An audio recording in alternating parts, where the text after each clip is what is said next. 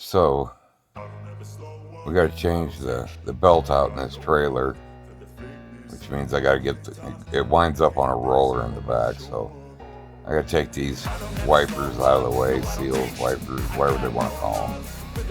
They're riveted in there, so I got to punch out all the shanks and then drill the heads off so I can pull those off and I'll do both sides. Have that all done and out of the way. It's a good time. I recommend it. If you haven't ever tried it, it's better than going out to a club on a Friday night. Just keep on punching and drilling, punching and drilling. We'll get them out of there though. This is probably the only easy part of the whole thing. Alright. Rip that guy off here just because the hell with it. Alright. Now we got to pull these covers off the back. Usually half the bolts are already broke, so there's just one or two holding them on there. It's just a dust cover, so it's no big deal really. Let's pop them out of the way. But we got to remove these other covers. So they're hucked in there, so I'm just gonna cut the heads once on the 1/4 inch hucks, and then I'll just go along and shear them off. And I'll change my bit, and I'll punch them through. That'll get all that loosened up. There's still 3 welds total that'll be holding that thing in there even once I get all these punched out. Of course, my bit keeps getting wedged in there because that's awesome. So we gotta cut the top weld here.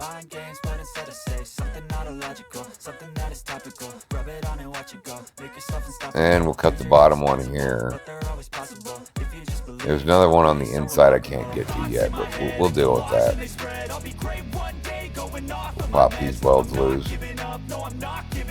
So now all that's left is what's inside. We'll do the other side real quick. Again, we're just going to cut through the heads of the 1/4 inch hucks, shear them off, punch them through. See how cockeyed that gear is in there. They claim they're loading about 90,000 pounds in this thing, so I wonder why they're constantly breaking. But we got master force knives and blades here. Nothing could possibly go wrong. What I'm going to do is I'm just going to take and hack a chunk out of that so I can get up inside here with my pry bar, pry that plastic piece of shit up out of the way. Then we'll get the plasma cutter involved.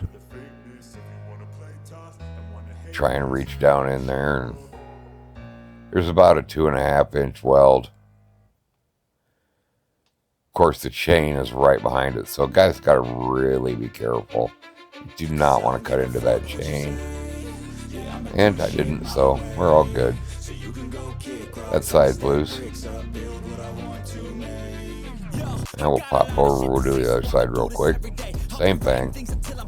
Rinse, wash, repeat. We'll just cut some of that rubber out of the way. And we'll get in there with the pry bar and the flashlight, see what we got going on.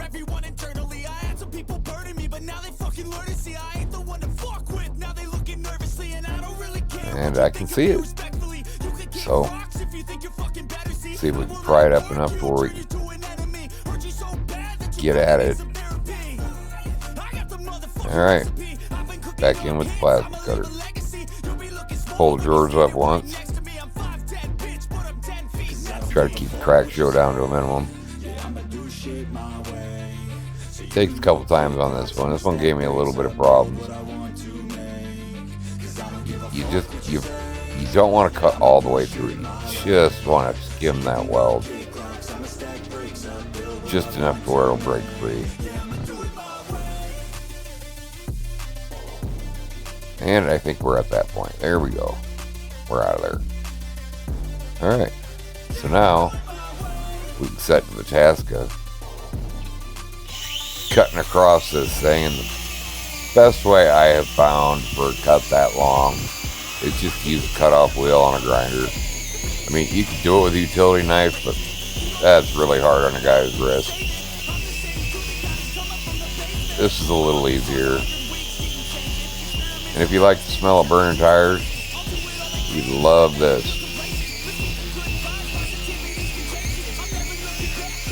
Just hacking all our way through it like it's nothing.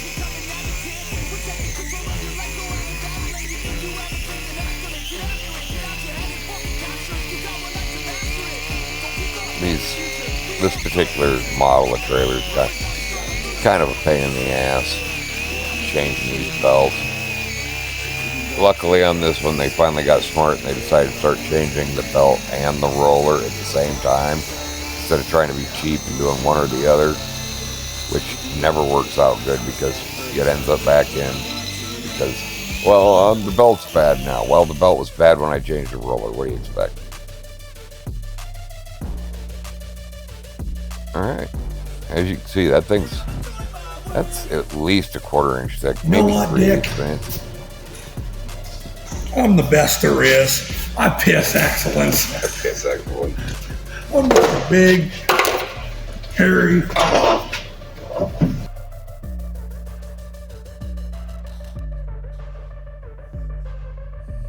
Now we got to get these chains loose, and as you can see, we'll see down in here, the master link is clear down in there. That should be no problem. We'll have that out of there in 10 seconds. Yeah, right. Unfortunately, the thing won't run or move, so I'm going to have to deal with it where it's at, and that's not pleasant. The other side was up where I could actually access it. For some reason, this one was not in the same location.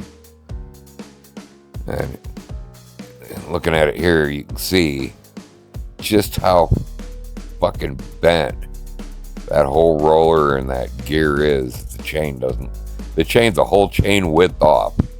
That's how bad that is. Not fun. But with the chains off there, we'll be ready to pull this thing out of here. And let me tell you, that's about a sketchy process. All we have is a forklift with fork extensions. The rear door on this opens up. So the problem becomes the forklift can only raise up so high because the mast will hit the door. So we gotta get these fork extensions involved to try and keep ourselves back past the edge of that door if possible. This is one of the sketchiest parts of the whole thing. This chain business is not the way to go, but it's what I got, so it's what I got to do.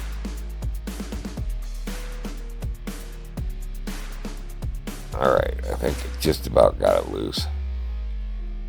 Hopefully, get this thing out of here and God willing, nobody gets hurt.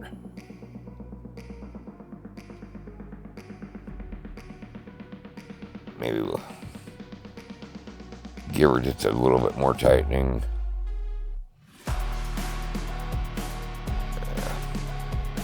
Got it. Plenty. Yep. I like that. I think I might be able to drag that thing out of there like that.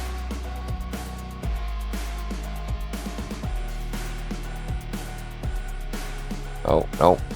There we go. And we're out of there. That was the job.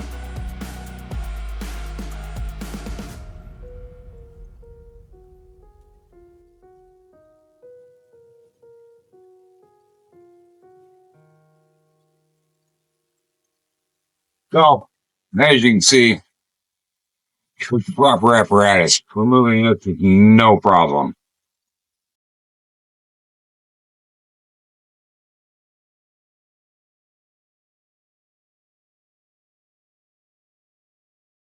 But it's break time. So, you guys go on, get out of here, beat it. Don't bother me on break.